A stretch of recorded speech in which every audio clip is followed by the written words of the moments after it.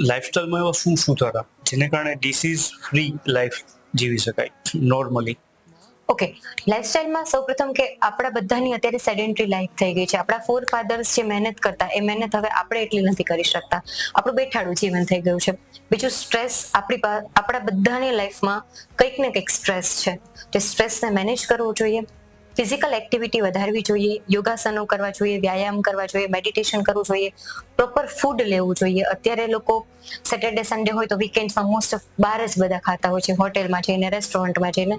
તો એ બધા ફૂડમાં પ્રિઝર્વેટિવનો યુઝ થયો હોય છે. તો એવો ખોરાક ટાળવો જોઈએ ખાવામાં. સ્ટ્રેસ ફ્રી લાઈફ, સ્ટ્રેસને કંટ્રોલ, મેનેજ કરવાની ટ્રાય કરવી જોઈએ. પ્રોપર લાઈફસ્ટાઈલ મેનેજ કરીએ તો પ્રોપર હોર્મોન બેલેન્સ થયું હોય, હોર્મોન્સ બેલેન્સમાં આવી જાય. જે વેઇટ ગેઇન થયો હોય એને પણ કંટ્રોલમાં કરી શકીએ. વોકિંગ બી કરી શકીએ આપણે. ફિઝિકલ એક્ટિવિટી ઇન શોર્ટ વધારવી જોઈએ.